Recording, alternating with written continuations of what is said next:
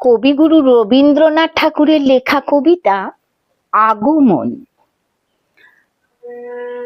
তখন রাত্রি আধার হলো, সাঙ্গ হলো কাজ। আমরা মনে ভেবেছিলেম আসবে না কেউ আজ। মোদের গ্রামে দুয়ার যত রুদ্ধ হলো রাতের মতো। দু একজনে বলেছিল আসবে মহারাজ। আমরা হেসে বলেছিলেম আসবে না কেউ আজ। দ্বারে যেন আঘাত হলো, শুনেছিলেম সবে।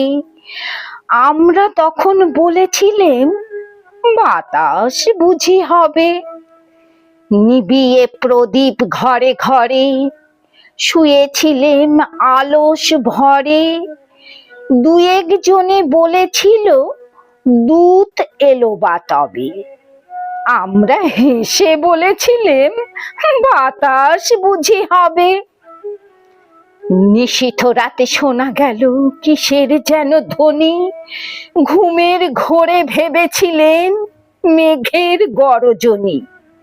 ক্ষণে ক্ষণে চেতন করি কাঁপলো ধরা থরহরি।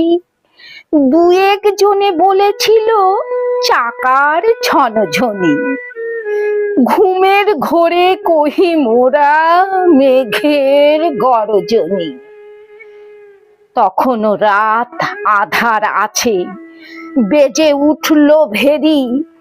কে ফুকারে জাগো সবাই, আর করো না দেরি। বক্ষ পরে দুহাত চেপে আমরা ভয়ে উঠি কেঁপে।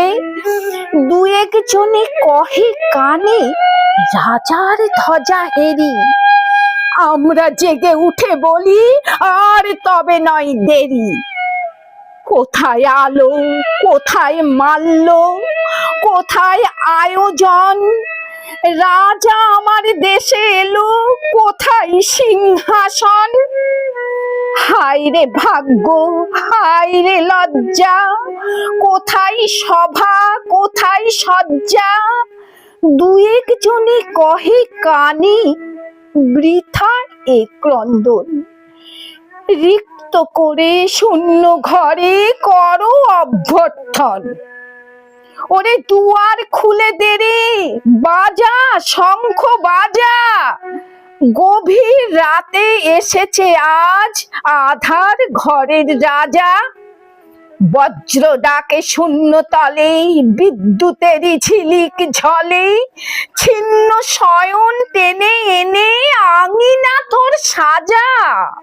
ঝড়ের সাথে হঠাৎ এলো দুঃখ রাতের রাজা।